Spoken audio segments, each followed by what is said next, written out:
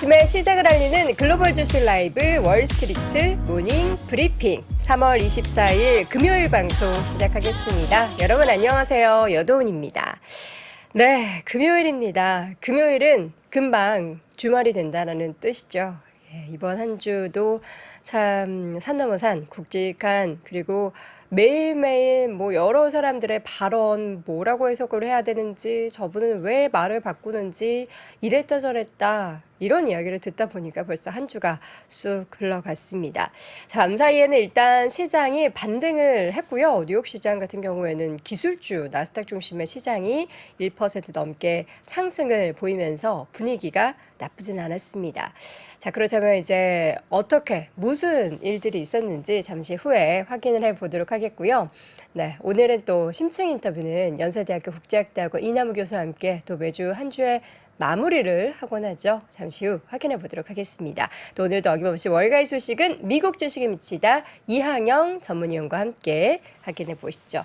감기가 아니고요. 제가 비염이 좀 있는데 평소에는 좀 괜찮다가 환절기 때 계절이 이제 춥다가 더워지거나 혹은 덥다가 추워지는 이 환절기 때 항상 이렇게 또 아침에 특히 또 점심 때 괜찮고요. 아마 좀 이따가 방송 마무리할 때쯤엔 또 괜찮아요. 예. 처음에는 약간 콩맹이 소리가 들려서 죄송합니다. 예, 이게 어떻게 해야 될지 모르겠습니다. 약을 먹어도 그때뿐이고 주사도 이번에 맞았거든요. 너무 심해져가지고 주사를 맞아도 약간 그때뿐이라서 그냥 자연 치유로 두도록 하겠습니다. 여러분도 살짝 양해를 해주시면 대단히 감사드리겠습니다.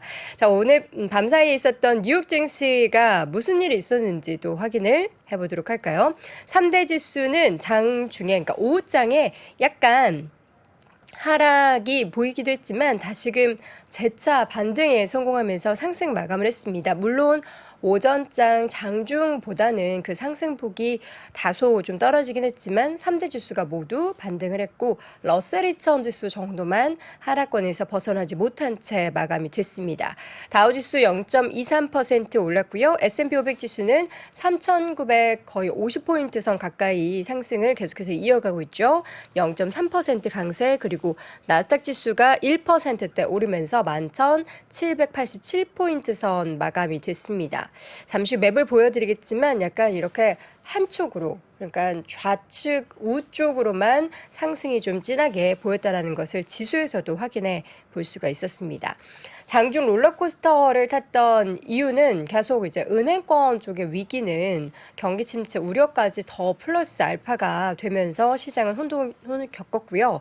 그러나 이분 제닛 옐런 재무장관이 다시 한번 어제는 조금 그 뉘앙스가 어제 이항영 위원님도 지적을 했듯이 말을 좀 바꿨다라고 했는데 어제는 또 밤사이에는 예금 보호 언급을 다시 하면서 투자 심리를 다시 되살리는 그러한 역할을 하기도 했습니다. 일단은 3대 지수 장 초반에는 금리 인상 사이클의 종료라는 시장의 해석과 함께 초반부터 상승을 보였는데요. 이제 전날 FOMC가 끝난 그날 밤사이에 끝났던 그 내용들 중에서 최종금리 전망치가 5.1%가 제시가 됐죠. 현재 수준인 4.75에서 5%이기 때문에 한 번 정도만 더 올린 뒤에 인상을 끝낼 것이다 라는 해석이 시장에서는 팽배했고요. 실제로 이제 저희 항상 그 CME 패드워치를 보곤 하는데 여기에 대해서도 너무 좀 들쑥날쑥이 심해서 이제 보니까 5월에 FOMC 금리 동결 확률이 70%를 넘어선 것으로 확인이 되고 있습니다. 파월 의장은 뭐 연내 금리 인하는 없을 것이다라고 하지만 시장은 항상 그들의 말을 믿지 않고 시장이 원하는 시나리오대로 해석을 하고 움직이곤 하죠. 그리고 이미 막 7월부터요. FOMC에서는 인하할 수밖에 없을 것이다. 근데 이게 인하한다라는 게 그만큼 경기가 안 좋아서 인데 오히려 시장은 물가 떨어질 만큼 떨어졌으니까 인하야 이렇게 보고 있는 건지 모르겠습니다. 참 시장의 해석도 제각기라서 이걸 또 어떻게 받아들여야 될지가 참 어렵고요. 뉴욕 채권 시장의 강세, 그러니까 채권 금리는 하락하는 모습이었습니다. 금리 같은 경우에는 2년물 장중에 3.758%까지 내려갔고요. 10년물이 3.374%까지 떨어지면서 금리 하락, 또 가격의 상승이 좀 나타나는 모습이 보였습니다. 그리고 지금 유럽 같은 경우에는 스위스와 영국이 금리 인상을 강행을 했는데요. 그 폭이 꽤 스위스는 컸습니다. 50bp 인상을 했는데 금리 수준이 사실 여기는 낮죠. 1%에서 1.25%로 50bp 인상을 했고요. 영국 같은 경우에도 25bp 인상하면서 기존 4%에서 4.25%로 금리를 한 번 더 올리면서 11회 연속으로 인상을 단행을 했습니다. 옐런 장관 어떤 예금보호 관련한 언급을 했나 봤더니 하원에서 세출소 위에 제출한 자료에서 실리콘밸리 은행과 시그니처 은행의 붕괴를 두고 우리는 전이를 막기 위해 중요한 도구를 사용했다. 필요하다면 긴급 조치를 다시 할 수 있다라고 강조를 했고요. 또 우리가 취한 조치는 미국인들의 예금이 안전하다라는 것을 보장한다라고 보장. 이거 아무나 이렇게 함부로 이야기하는 건 아닌데 보장한다라고 다시 한번 이야기하며 투자 심리가 조금 다시 되살아났습니다. 그러나 시장의 변동성은 계속해서 은행권의 위기가 여전히 남아있다라는 것을 좀 우려로 생각을 했는데요. 지금 은행권의 위기가 결국에는 어제 저희 이제 시장에서 노래하는 음유시인 데브콘님과도 이야기했었죠. 신용요건 강화 그리고 대출 감소로 이어져서 결국에 경제활동을 제약할 수밖에 없는 이러한 상황에 굉장한 우려를 가지고 있습니다. 이 가운데 은행주 전반이 약세를 보였고요. 미국 4대 은행도 그렇고 지역은행도 그렇고 은행 관련한 지역은행 상장지수 펀드 ETF 같은 경우에도 3% 가까이 내리는 모습을 보였는데 반면에는 기술주는 좀 올랐습니다. 잠시 후에 맵으로 확연하게 확인해 보도록 하겠고 노동지표 신규 실업수당 청구 건수가 발표가 항상 되죠. 여전히 채용은 또 실업은 줄어들고 있습니다. 전주 대비 1,000건 감소했고요. 19만 1,000건 기록되면서 월가에서 집계했었던 시장 전망치 19만 8,000건, 월가는 이 정도는 실업자 생길 것이다 라고 했는데 19만 1,000건이 기록이 되면서 계속해서 20만 건을 밑도는 역사적으로 가장 낮은 수준이 기록이 됐습니다. 자, 맵을 보도록 하죠. 맵을 보겠습니다. 자, 빨간 쪽과 또 초록색이 나타난 쪽이 극명하게 좀 엇갈리는 모습이죠. 물론 중간에 초록초록한 종목들도 보이긴 하지만 대체적으로 기술주의 강세가 두드러졌습니다. 마이크로소프트 2% 가까이 올랐고요.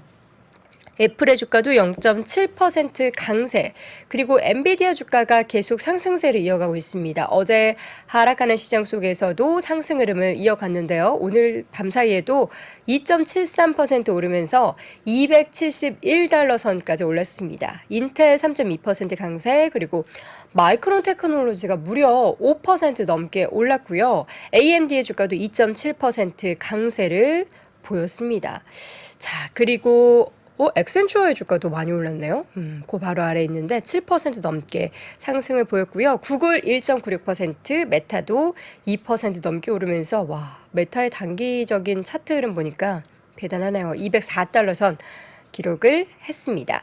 자, 그리고 밤사이 넷플릭스의 주가가 9% 넘게 올랐습니다. 캐나다 쪽에서 좀 긍정적인 얘기가 나오고 있는 상황이라고 그 소식이 전해지면서 주가는 큰 폭의 강세를 보이면서 320달러 선까지 반등하는 모습이었고요. 아마존은 소폭 강세, 테슬라도 0.96% 소폭 오름세 보이는 모습이었습니다.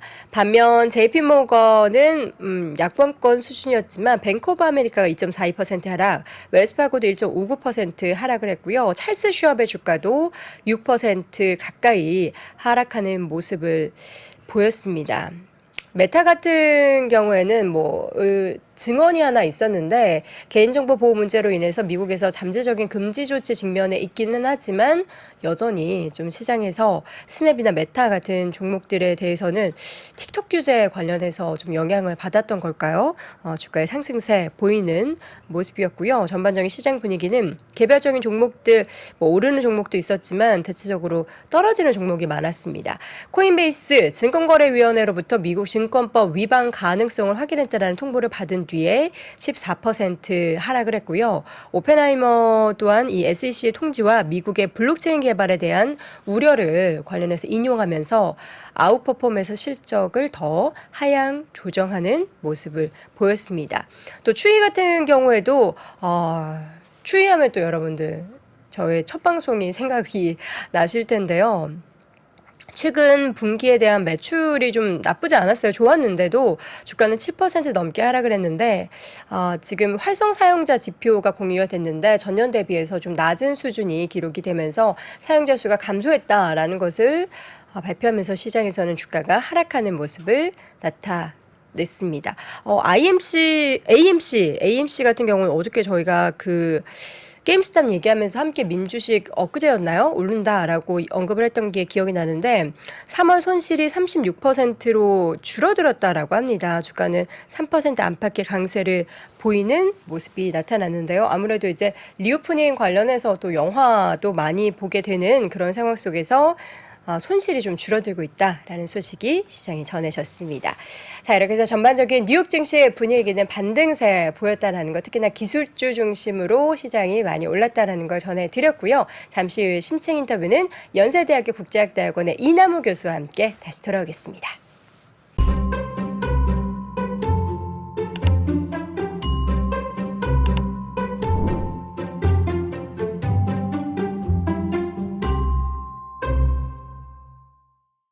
네, 월스트리트 모닝 브리핑 함께하고 있는 시각 6시 43분 지나고 있습니다. 이번에 심층 인터뷰 연세대학교 국제학대학원 이남우 교수 함께합니다. 교수님 어서 오세요. 네, 안녕하세요. 네, 반갑습니다. 교수님 저랑 핑크로 통하셨나요? 아, 그런가요? 네, 핑크 근데 셔츠. 자켓은 약간 이제 네. 파란색입니다. 봄이 와서 약간 이제 겨울과 봄 사이 낮에는 정말 많이 날씨가 더워졌어요. 20도가 넘는 기온. 그러니까요. 되게 낮에는? 캠퍼스도 좀 좋습니다. 그래서 꽃들 많이 피고. 그쵸.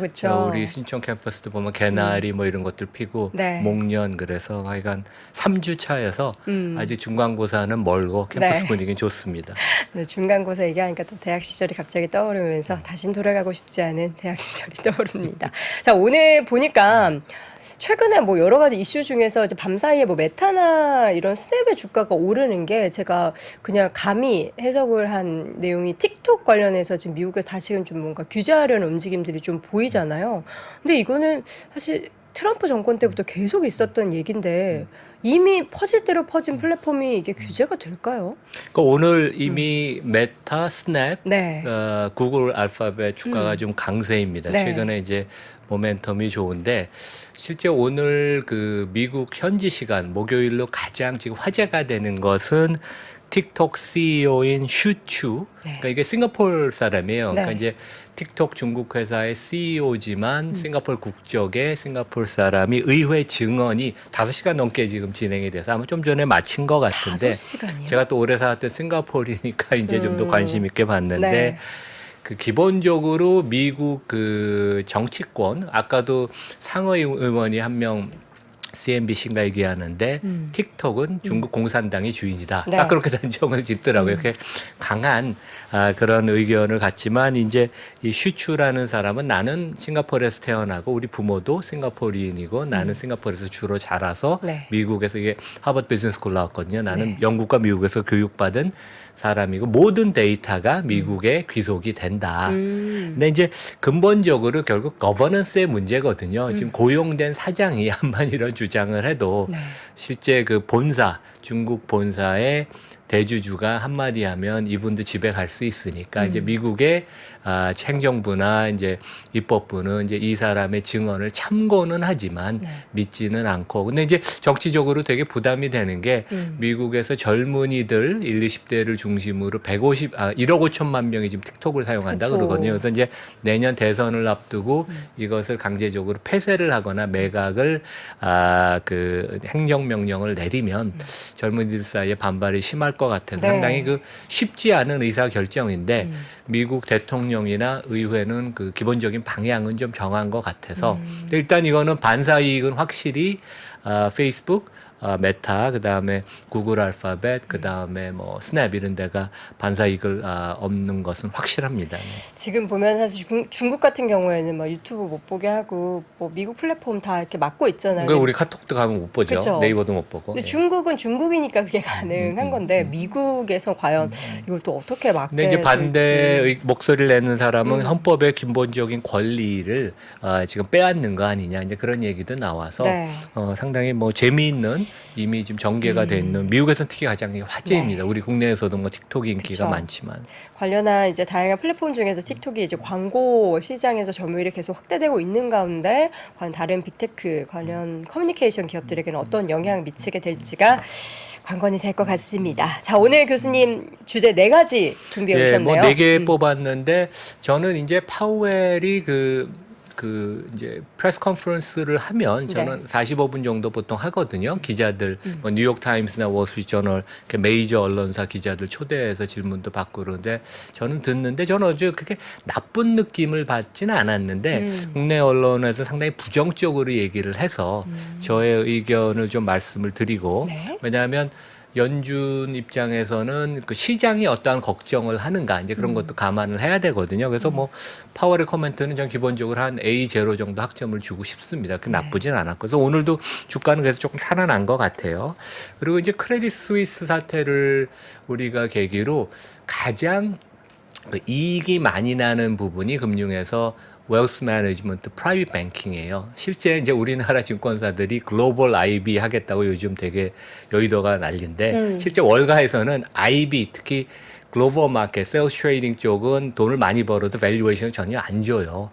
그다음에 돈을 좀 별로 안 쓰는 어드바이저리는 기업 가치 평가를 좀 해주고 제일 높게 평가해 주는 게 웰스 매니지먼트랑 자산운용. 네. 근데 이제 제가 오래 살았던 싱가포르이 그 PB의 되게 원조여서 PB의 세계를 좀 우리가 공부해보고 싱가포르하고 스위스가 PB를 놓고 경쟁을 합니다. 그래서 CS 사태를 좀 다른 관점에서 한번 보고 저는 개인적으로 지금 미국의 지역은행이 미국에서는 되게 중요한 의미를 가져요. 우리나라의 여기 지방은행하고 되게 개념이 틀리거든요. 네. 그래서 이제 로컬 커뮤니티 입장에서 어떤 의미를 갖는지 좀 설명을 드리고 워런 버핏이 저는 투자할 거라고 생각을 해요. 정부가 직접 나서서 그 재정을 투입할 생각이 전혀 없기 때문에. 네.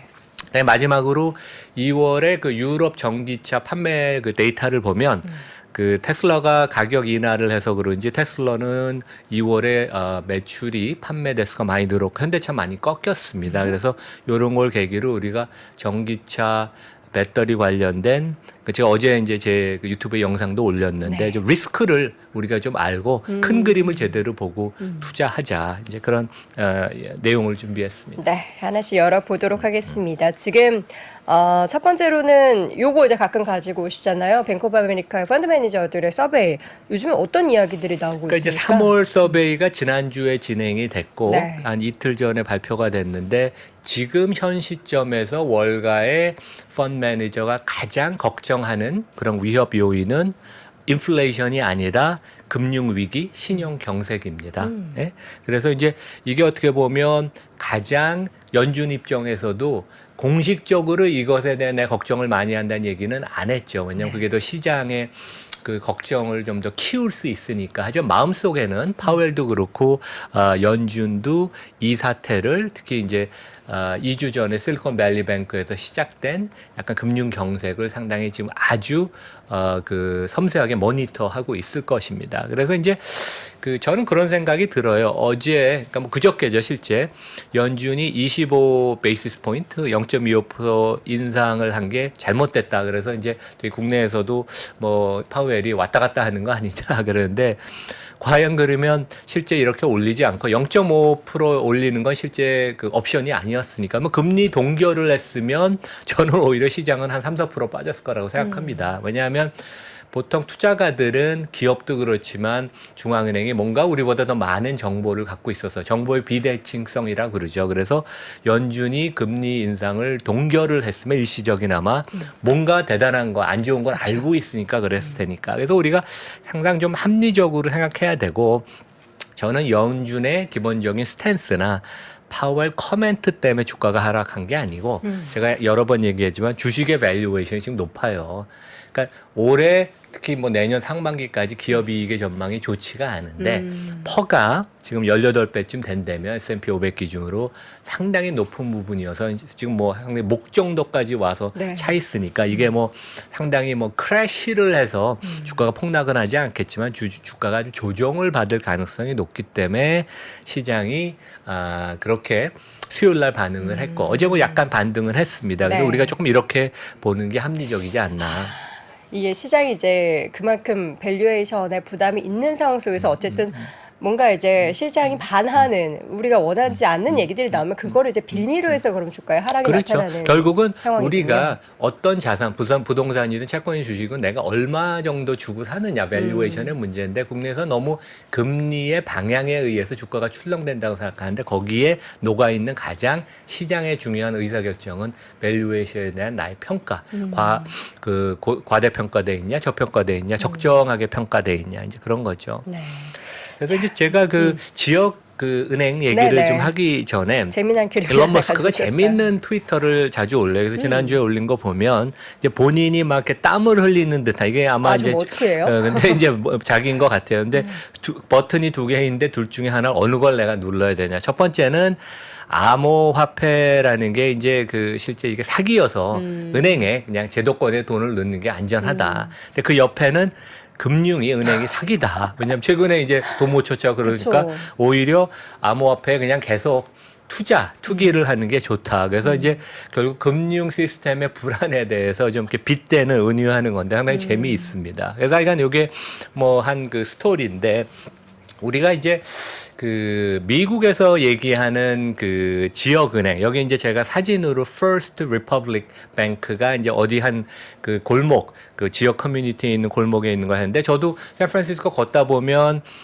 First Republic Bank 많이 봤어요.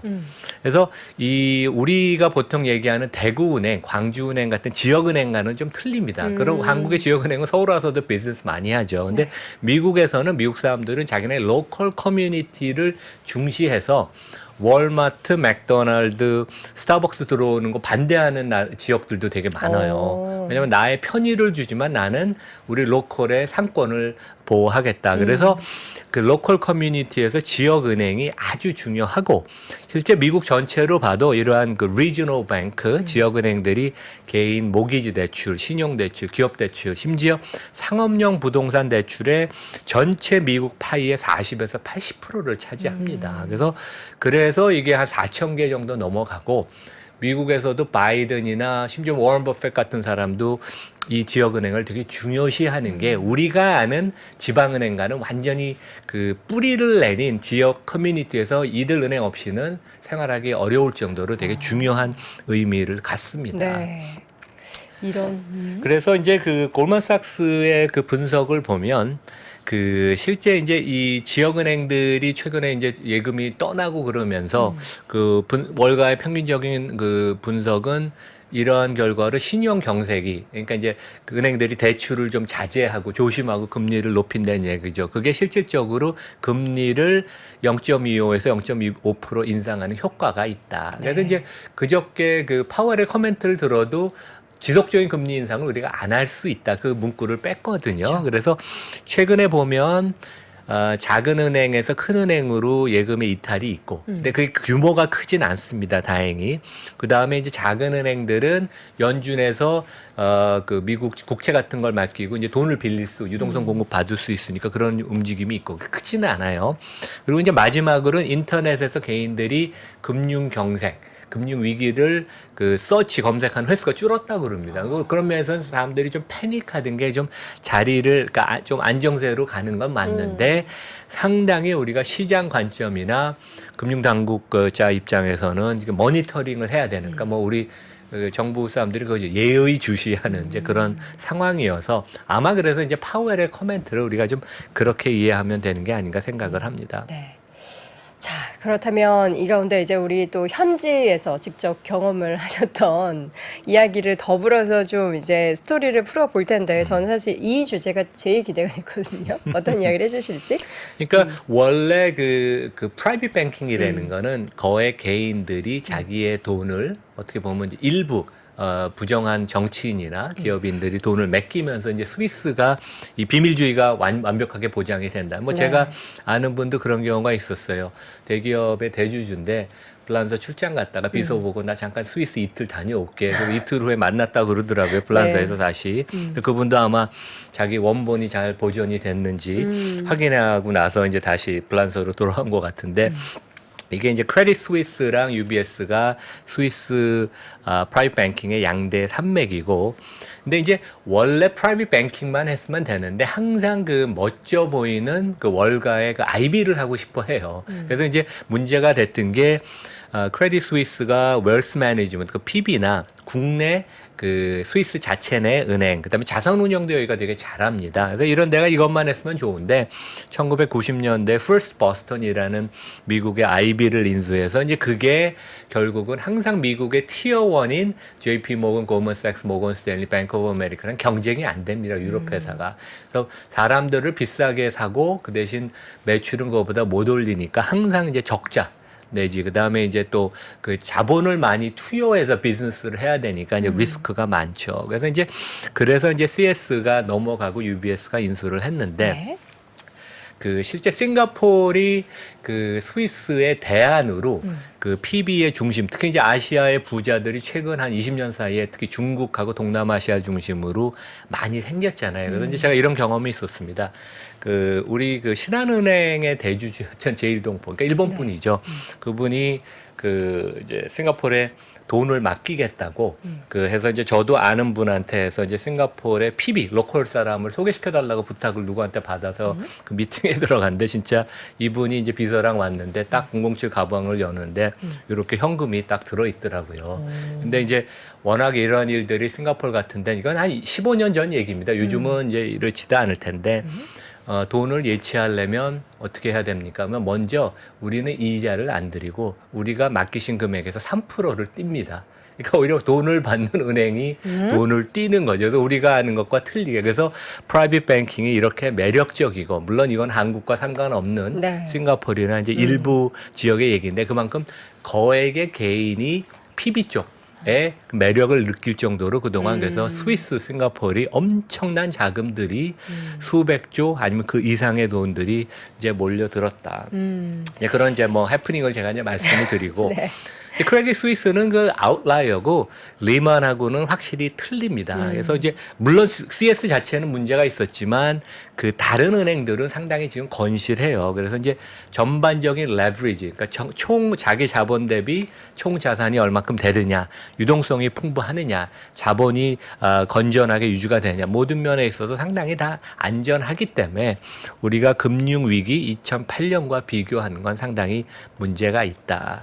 그래서 이제 CS의 그 많은 제 후배들, 친구들이 많이 근무를 했어요. 지금은 이제 다 그만뒀지만. 그래서 이제 CS가 이렇게 망할 수밖에, 아니면 이제 UBS에 인수될 수밖에 없었던 세 가지 요인이 은행 고객들이 엄청나게 최근 이탈됐어요. 왜냐하면 내 돈 못 찾을까봐. 그래서 지난주에는 하루에 14조 원씩 이탈이 됐고, 그러니까 일주일에 거의 한 100조 원 이탈이 됐죠. 그다음에 두 번째는 여기가 도매, IB를 많이 하는데 다른 은행들이나 기업들이 카운터파티가 안 되겠다고 나 거래 안 한다 CS. 그래서 제가 한국에서도 알아보니까 CS가 외국인 주식 비즈니스가 이거는 실제 리스크는 없는데 이 비즈니스가 급감해서 거의 외국인 주문이 없다. 이 정도로 하여간 비즈니스가 줄어들었고 임직원들이 이미 많이 퇴사를 해서 그래서 상당히 좀 구조적으로 어려운 상황이었고 UBS한테 인수가 돼서 물론 이제 그 인티그레이션 통폐합하는데 한 3, 4년 걸리지만 뭐 금융 위기를 좀 잠재웠다 이제 저는 그런 생각을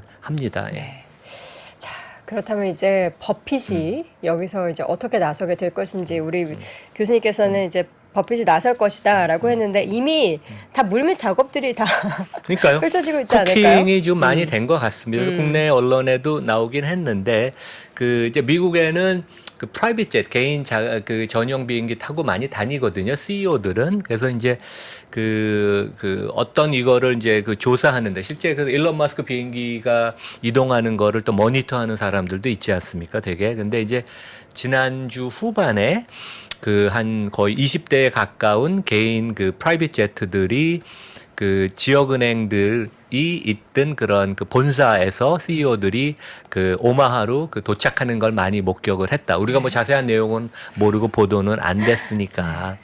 그래서 그 실제 뭐 워런 버핏은 이러한 위기일 때 워런 버핏이 이런 얘기를 했죠. 남들이 공포에 사로잡혔을 때 용기를 갖고 투자를 하고 제가 이제 배터리 얘기를 좀 이따 했지만 남들이 너무 무모할 때 나는 조심을 하자. 네. 그래서 이제 시장이 좀 겁에 질려 있는 상황이고 특히 지역은행도 주가가 많이 빠졌죠. 네. 그래서 미국 정부는 지역은행을 뭐 물론 두 개 은행은 지금 약간 뭐 그 지급 보증 같은 걸 하고 그랬지만 기본적으로 은행에 그 재정 투입을 안 할 것입니다. 왜냐하면 2008년에 잘못된 그 일반 그 서민들의 혈세를 그 특히 금융인들을 영어로 fat cat이라고 그래요. 뚱뚱한 고양이. 그래서 fat cat들 도와주는데 한 의사결정이 잘못됐다고 하고 지금도 모랄 해자드의 비난 얘기가 많이 나오잖아요. 네. 그래서 이제 옐란에 대한 비난도 왔다 갔다 한다 이제 이런 얘기가 나오는데 기본적으로 정부는 관여는 안 하고 그 대신 옆에서 측면에서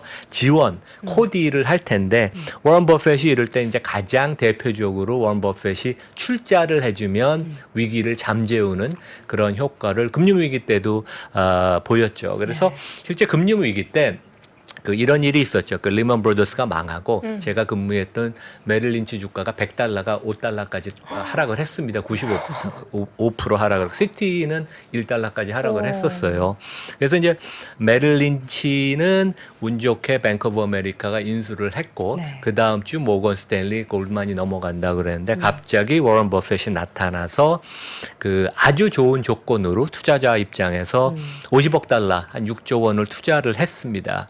그래서 이제 워런 버핏 같은 현인이 골드만에 투자를 할 때면 우리 금융 시스템의 최악의 위기는 지났다. 근데 지금은 그때보다도 훨씬 스트레스가 위기가 적기 때문에 워런 버핏이 한 50억에서 $100억, 그러니까 6조에서 한 12조 원 돈을 몇 개 지역은행에 출자를 한다면, 근데 이분이 되게 또 딜은 잘해요. 그래서 그냥 보통주를 사주는 게 아니라 한 10% 금리를 보장해주는 전환 우산 주고 거기에 아마 워런트가 있어서 자기가 또 이 보통주를 전환을 할 수 있는, 그래서 어마어마한 꼼꼼히 실리를 보시죠? 챙길 수 있는 그런, 본인한테는 좋지만 금융 시스템의 그 안정을 다시 한번 보장해주는 그런 체크를 쓴다고 영어로 표현을 합니다. 그런 약간 보증수표를 아마 이제 그 발행하지 않을까, 네. 이제 아마 그런 내고를 하고 있지 않을까, 이제 그런 생각을 합니다. 뭐 이게 당장 이번 주 다음 주에 되는지 모르겠지만 아마 이것이 이루어지면 조금 정부 입장에서도 약간 뭐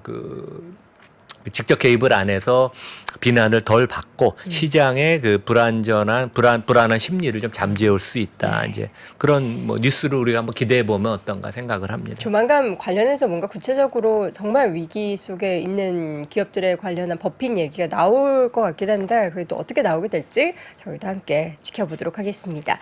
자, 자동차 쪽 이야기를 할 텐데 저는 이 기사 보고 좀 놀랐던 게 사실 그 이번에 3월 초반에 있었던 수출 지표 보니까 현대기아차 수출이 계속 늘어나고 있거든요. 그렇죠. 좋은데 실제로 지금 뭐 내용 보니까 반도체 아니면 핸드폰, 뭐 디스플레이 이런 거 한 40, 50% 네. 전년 동기 대비 감소인데 유일하게 우리 주요 수출 제품 중에 지금 승승장구를 하는 게 그 자동차 및 자동차 부품. 근데 지금 뭐 그 협회에서 나오고 이제 한국경제 우리 그 경제신문에서 나왔던 그저께 나왔던 뉴스인데 네. 그 테슬라가 이제 1월 달에 뭐 한 15, 20% 가격을 인하를 했죠. 국내에서는 그 플레이드라는 아주 슈퍼카 비슷한 그런 그 제품 그 시연을 며칠 전에 했습니다. 저도 이제 구경을 갔었는데 이제 그 테슬라가 자동차 가격을 획기적으로 인하를 하면서 다른 전기차 업체들이 지금 휘청대고 있습니다. 그래서 유럽이 테슬라 입장에서 메이저 시장이 미국하고 중국이죠. 유럽은 아직은 그렇게 큰 시장은 아니지만 2월에 이제 판매가 50% 급증을 해서 한 거의 2만 대 가까이 팔았는데 반면에 이제 현대 기아차는 유럽에서 판매 대수가 한 23% 감소했고 그다음에 이제 다른 전기차 업체들도 약간 등이 떠밀려서 폭스바겐, 포드들도 가격을 내리고 오늘 또 포드가 상당히 전기차 부문에서 올해 한 30억 달러 적자를 낼 것이다.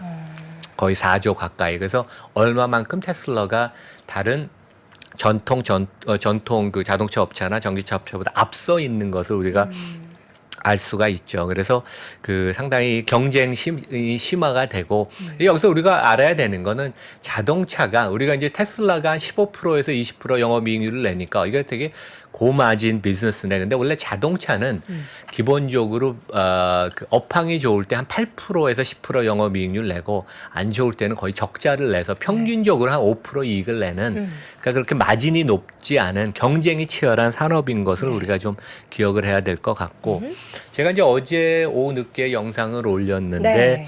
이제 우리가 전기차 배터리 시장을 볼 때 큰 그림을 제대로 보고 좀 우리가 균형 잡힌 사고를 하자. 왜냐하면 그 우리가 자동차 시장 전체 그다음에 배터리, 전자 부품, 소프트웨어를 다 합쳐서 보면 그 2030년에 골만 분석에 의하면 배터리가 전체 업종의 이익에서 차지하는 비중이 한 3, 4%밖에 안 됩니다.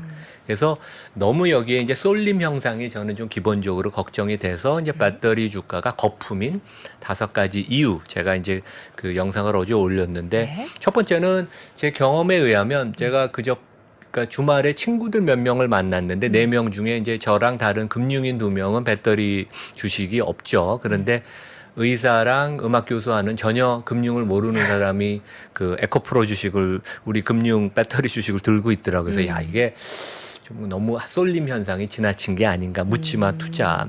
그다음에 3월 22일 뭐 어제도 그랬는데 우리나라 요즘 거래액 기준으로 톱5, 톱10은 거의 다 배터리 주식입니다. 삼성전자보다 더 거래가 많이 돼요. 네.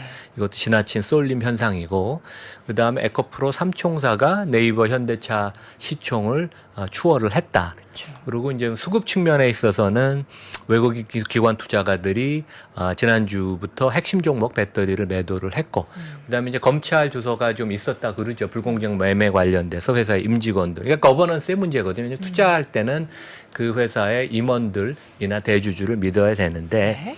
그러니까 저는 뭐 우리 그 인터넷 버블인 2000년 아니면 2015년에 중국 시장이 엄청난 버블이 있었어요. 네. 이제 그거에 못지않은 버블이라고 생각하는 게 우리가 그 기업이 매출을 갖고 그 주가 평가를 하는 건 아니거든요. 그 기업이 5년, 10년 후에 얼마만큼 이익을 내는지가 중요한데 그렇죠. 우리가 보통 이런 쪽에 너무 이제 치우쳐서 얘기하는 분들 얘기를 들으면 뭐 10년 후까지 매출 증가율에 PSR을 곱하는데 그렇게 주가를 평가하는 것은 아니다. 항상 그거는 과거에 틀려왔고 그래서 이익을 얼만큼 내는지 네. 우리가 이제 그거에 관심을 가져야 될 것 같고 월가는 이렇게 생각을 합니다. 이제 그 국제금융 시장에서는 기본적으로 자본 투자를 많이 하는 산업은 그 산업이 변동성이 높고 자본 투하가 많다는 건 고정비가 높고 이익이 높지 않을 가능성이 있기 때문에 높은 밸류에이션을 부여를 안 해요.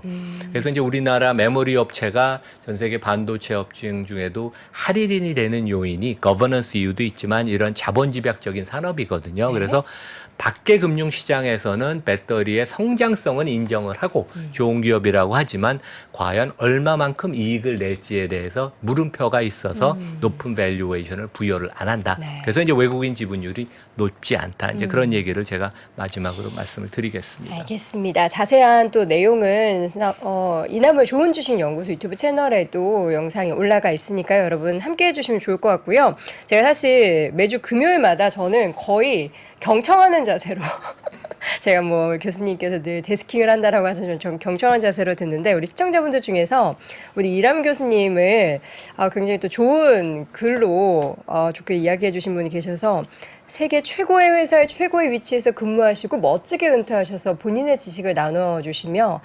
말년이라는 단어는 좀 그렇겠는데 어쨌든 본인은 빨리 너무 진행을 하시죠. 예, 너무 다음 멋있습니다. 실제로도 엄청 젠틀하실 것 같다라고 하는데 맞습니다. 예, 엄청 젠틀하시고요. 우리 시청자분들이 매주 금요일마다 오전에 이렇게 기다리시는 분들도 많으신 것 같은데 항상 좀 응원의 자세로 바라봐 주시면 좋을 것 같습니다. 오늘도 심층 인터뷰 연세대학교 국제학대학원의 이남은 교수 함께했습니다. 교수님 고맙습니다. 네, 감사합니다.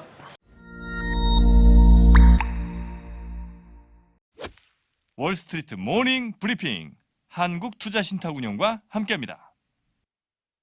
네, 월스트리트 모닝 브리핑 함께하고 있는 시간 7시 12분 지나고 있고요. 바로 미국 주식에 미치다 이항영 전문위원 모시도록 하겠습니다. 어서 오세요. 네, 안녕하세요. 이항영입니다. 자, 와, 엔비디아 오르는 거 정말 대단하지 않습니까? 그래서 요새 네. 그 장우석 부사장님이 뭐 아프시다라는 소문도 있지만 어제 막 위정원 표정 보니까 엄청 막 싱글벙글 하시더라고요. 그러면 안 되죠. 어떻게 좀 이렇게 자중 제가 만나서 주의를 주겠습니다. 네. 근데 네. 저는 그 엔비디아 건 뭐건 간에 앞서 2차 전지 얘기도 했지만 네. 뭐건 간에 우리가 항상 집중해야 될 게 있어요. 어떤 뭐하면 거죠? 우리가 좀 본질 가치에 중시를 여기고 펀더멘탈을 좀 항상 좀 체크해가고 그 어떤 너무 차트만 너무 보지 마시고 네. 사람들의 많은 사람들의 주위 사람 얘기보다는 그냥 애널리스트의 어떤 의견을 갖고 있는지를 좀 냉정하게 한 발짝 물러서서 볼 필요는 있다라고 한번 다시 말씀드리겠고요. 네. 특히 누구한테 고맙다는 얘기도 저는 듣는 것도 아주 싫어합니다. 그래서 보면 미장원 이런데나 밤에 글로벌 라이브 요즘 분위기가 보면요. 장비대장님 너무 감사합니다. 고맙습니다. 어떤 분은 제가 진짜 오버하시는 분은 봤어요. 어떡해요? 정말 좋아하는 모르지만 진짜 너무 극존칭을 하면서 이런 분들 있잖아요. 그렇게 하시면 안 돼요. 그리고 본인이 판단하고 본인이 맞아. 가야죠. 그게 제일 중요하죠. 남이 좋다라고 해서 혹은 네. 누가 괜찮다 사도 네. 된다 이런 얘기를 해서 산다라는 거는 나의 정말 소중한 돈을 함부로 대하는 거잖아요. 맞아요. 네, 그래서 본인이 항상 뭐든지 판단하시고 네. 그게 무슨 AI도 마찬가지, 뭐 로봇도 마찬가지, 뭐 2차 전지도 마찬가지, 소재도 마찬가지 다 똑같다라고 네. 보셔야 될 것 같습니다. 네. 그건 그렇고요. 엔비디아가 지난주에 테슬라로 넘어섰습니다. 시가총액이요. 오늘자로 벅지에스를 넘어섰습니다. 그래서 시가총액 5위가 됐습니다. 5위요. 시가총액 5위. 이게 한 3, 4년 전에 처음에 엔비디아 얘기를 많이 했을 때 장우석 부사장이 그 당시가 19위, 20위 정도였거든요. 시가총액 20위 안쪽에. 저한테 매번 얘기할 때 10위 안에 들어가지 않겠어요? 위원님. 그래서 되겠죠 그랬어요 저도. 근데 본인도 이렇게 빨리 들어갈지 몰랐는데 지금 5위는 장우석 부사장의 입에서 나온 적이 없습니다. 근데 오늘 5위가 됐다는 진짜 무서운 날이라고 보셔야 되겠습니다. 대단합니다. 오늘도 2.7% 올라갔고요. 이게 보니까 340 몇 달러인가가 최고였던 것 같아요. 하지만 뭐 너무 한 번에 간다 이런 생각하지 마시고 늘 말씀드리지만 엔비디아가 정말 관심 있으신 분은 영상이 많이 있고 요약된 거, 한글로 된 거, 한글로 풀로 번역된 거 자막이 올라온 것도 제가 봤거든요. 어저께 그저께 있었던 소위 키노트 이런 거 있지 않습니까? 네. 그런 걸 한번 보시면서 좀 냉정하게 보실 필요가 있다 말씀드리겠습니다. 네. 엔비디아가 오늘 그 장 마감 기준으로 보면은요, 6,716억 달러가 시가총액이 됐고요. 벅스에서 오늘 조금 떨어져 갖고 6,550억 달러가 됐습니다. 그래서 지금 시가총액이 지금 5위로 올라섰다. 대단한 정말 진짜 대단하네요. 진짜 대단한 건 분명히 맞다라고 보셔야 되겠습니다. 네. 그러면 이제 왜 이런 일이 벌어지고 있는지 보시면 우리 기억하시잖아요. 지금 2023년, 2024년까지 해서 S&P 500의 이익 전망이 계속 하향되고 있습니다. 지난주에도 하향됐고 이번 주에도 좀 하향되는 거로 좀 알려지고 있거든요. 근데 이거는요. 잘 보시면요. 제일 밑에 게 2024년입니다. 요건 2025년입니다. 오전이고요. 이거고 아주 파랗게 나오는 거 있죠. 좀 산뜻하게 나온 색깔이 요거. 제일 진한 형광. 2026년인데요. 그게 주당 이게 전망치가 올라가고 있다는 겁니다. 지금 이게 올라가는 거가 굉장히 이렇게 짧게 쉽지 않습니다. S&P 500 전체적으로 최소한 2024년까지 떨어지고 있거든요. 근데 지금 이게 올라가는 게 심치 않다 보셔야 되겠습니다. 그만큼 지금 의견이 많이 좋아지고 있는 건 분명하고 그래서 어제도 보여드렸다시피 투자 의견이나 목표 주가 이런 것들이 올리는 애들이 나오는 거죠. 뭐 골드만삭스도 올렸다 뭐 얘기 나오고 특히 이게 IR을 통해서 이익 실적을 발표할 때 대부분 많이 올라가는데 어저께는 키노트 할 때 많이 올랐다고 그래서 깜짝 놀랐다고 말씀드렸잖아요. 그래서 이거를 다시 한번 보여드리면 이렇게 많이 올리고 있다라는 점입니다. 다만 제가 오늘 좀 약간 다른 말씀을 드리고 싶은 것은 이런 걸 보여드릴 때마다 제가 늘 말씀드리잖아요. 제가 지금은 다 집중하니까 여러분들 쓰시는 건 못 보지만 제가 항상 그 시점에서 지하철 타고 집에 갈 때 보신다고요? 그때는 이제 다시 돼갖고 실시간 채팅이 다 보여요. 보시죠. 왜냐하면 이게 시차가 있더라고요. 실시간 채팅이 다시 보려면 제 시간 보면 한 10시 40분, 50분 그때 바로 올라올 때도 있고 바로 안 올라올 때도 있어요. 그게 보시면 저의 퇴근 시간이라고 보시면 돼요. 10시 40분, 50분이 네. 제 퇴근 시간이거든요. 네. 지하철. 근데 지난번에 약간 다른 얘기부터 한번 해드리면 깜짝 놀랐어요. 왜요? 여돈 앵커 같은 아주 젊은 분이에요. 네. 그래서 근데 그 앞에 섰거든요. 뭘 보고 있는 거예요. 딱 요 장면을 보고 있는 거예요. 월모브를 보고 네, 계셨나요? 그래서 민망해서 갔어요. 제가 민망해서 옆으로. 진짜 대박입니다. 와, 하여튼 그런데 감사합니다. 제가 왜 보여드리냐면 제가 오늘 이걸 좀 준비해왔습니다. 약간 어두운 얘기를 좀 따끔한 얘기일 수 있는데 네. 어저께 어떤 분들이 이걸 보여주니까 애널리스트 의견 반대로 해야 된다면 저걸 어떻게 믿냐라고 하신 분이 계세요. 애널리스트라 함은 음. 월가의 애널리스트. 월가 애널리스트 의견이죠. 들의 의견. 왜냐면 애널리스트 의견은 이제 반대를 해야 된다. 그러니까 한참 또 욕먹을 때 보면 장방꿀 있잖아요. 그러니까 그런 식으로 애널리스트 의견 저거 어떻게 믿냐. 저거 한다면 팔아야지. 뭐 이렇게 하는 분들이 꽤 계시고 그게 현실적으로 그런 게 있는데요. 제가 그거에 관해서 제가 뭐 논쟁할 필요는 없겠고요. 제가 냉정하게 팩트 위주로만 하나 말씀드려요. 팩트. 미국과 한국은 네. 약간 다른 걸로 알고 있는데 비교를 한번 해보겠습니다. 국내 증권사랑 해외 증권사의 의견을 한번 찾아보겠습니다. 보겠습니다. 국내 증권사입니다. 요거는 작년 가을인가 한국경제신문에 나왔던 건데요. 2017년부터 2021년 5년간요. 국내 증권사의 전체 투자 의견이 22,907건이 나왔다고 합니다. 네. 한국경제신문 거 제가 기사를 본 거예요. 매수 의견이 88.8%가 나왔고요. 중립 의견이 11% 나왔고요. 매도 의견이 0.13%.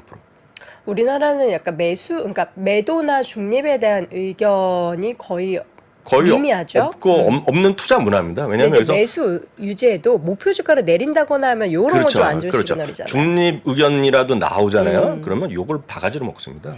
그건 할 수 없어요. 이건 투자 문화니까요. 할 수 없어요. 매도 0.13%인데요. 2022년이요. 이거는 머니투데이 1월 26일자 기사인데요. 그럼 이건 아까 말씀드렸다시피 2017년부터 21년까지 5년간이고요. 요거는 2022년 한 해 동안에 이건 대상이 국내 기업에 대한 기사입니다. 국내 기업. 대상이 국내 기업입니다. 보시면 더 줄어들었어요. 작년 주가 계속 흘러내리고 안 좋았잖아요. 매수 의견이 93.66%. 매도 및 비중 축선이 0.04%. 6건밖에 없었습니다. 중립 의견, 강력 매수. 이게 이제 국내 증권사의 현실인데요. 요거는 오해하시면 안 되는 거는 외국계 증권사의 국내 기업에 대한 평가입니다. 국내 기업에 대한 평가. 크레딧 스위스 문제되는 맥쿼리, 시티, 노무라, UBS, 메릴린치, JP 모건, 골드만삭스, 모건 스탠리의 매도 의견 비중입니다. 국내 기업에 대한 매도 의견 비중이에요. CLS가 25%, UBS가 9%, 모건스탠리 17%, 14%. 특히 여기는 대부분이 외국인이 관심 있는 대형주만 갖고 한 거거든요. 의견이 이렇게 있었다는 거죠. 그래서 제가 드리고 싶은 말씀은 최소한 저도 이제 국내 증권사 있고 이남우 교수께서는 국내외 해외 다 있었지만 국내랑 해외 증권사에 대한 약간의 객관성은 우리가 인정해줄 만하다. 뭐 맞힌다 틀린다 이런 얘기를 하면 답이 없는 거고 그들이 그냥 자신들의 최소한의 의견. 그래서 어떤 분은 이걸 갖고 공매도를 때리기 위해서 한다는데 그렇게 접근하실 필요 없고 그렇게 그냥 비즈니스 목적으로 그렇게 하는 거는 윤리 위반이고 기본적으로 보면 애널리스트의 소진이 가는 거다. 그리고 특히 외국계는 매도기 낼 때 가서 욕을 안 먹는다. 왜? 외국에서는 특히 공매도가 자유롭잖아요. 그래서 그런 게 있다라고 보셔야 되겠고요. 그러면 지금 미국이 오늘 현재 어떠냐? 3월 16일 현재 총 1,869개의 레포트가 있습니다. 앞서 우리나라는 작년에 0.2%밖에 안 된다 그랬잖아요.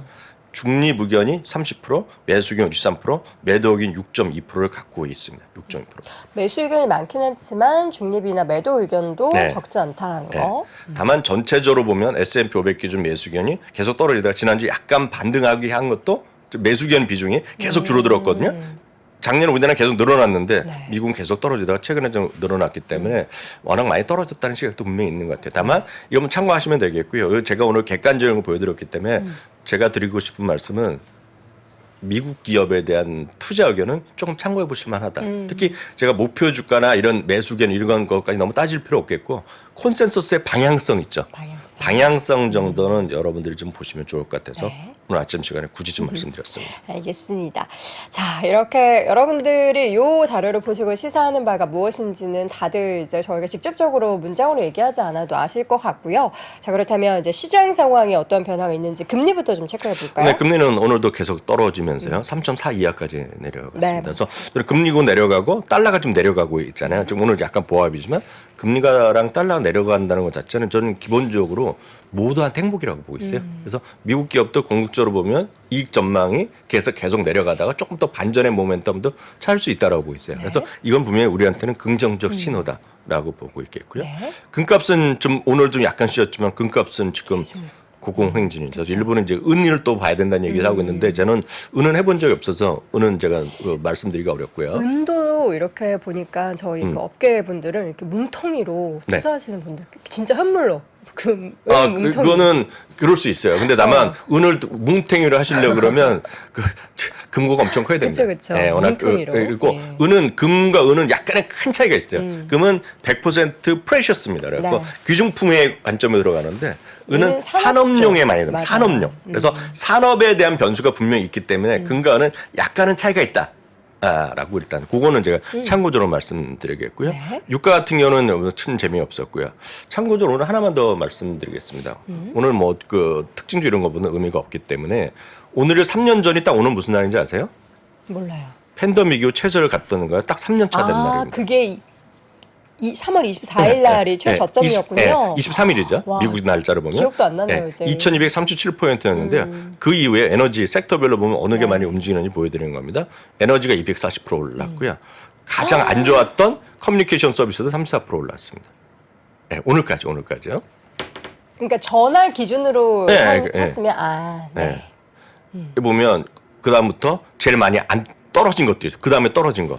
퍼스트 리퍼블릭 이번에 이슈가 된 거고요. 근데 이건 최근에 좀 떨어져서 그런 거 거죠. 아닌가요? VFC는 반스죠. 반스 신발이요. 네. 반스는 배당 컷했잖아요. 그런 것도 있겠고요.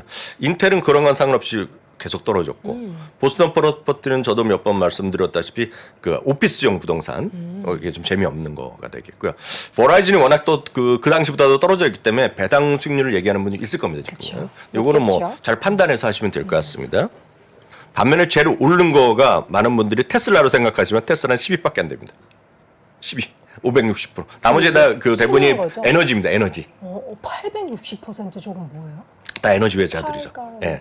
프리포트 맥마라는 이제 저기가 광산 회사가 되겠고요. 대본 에너지. 예. 오. 근데 여러분들 아실 만한 것은 여기가 있고 테슬라가 10위고요.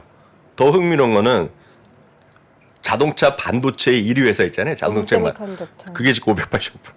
그러니까 우리 작년 재작년 하면서 자동차 반도체 수급 뭐 부족 맨날 얘기했었잖아요. 그중에 대표적인 기업 중에 하나가 운세미컨덕터가 알고 보면 테슬라보다 더 올랐다. 근데 뭐 테슬라보다 더 올랐다고는 하지만 그러니까 네. 그날 2020년 3월 23일에 주식을 매수해서 계속 그냥 쭉 들고 있었으면 테슬라 주주분들은 560%의 수익을 그런 거죠.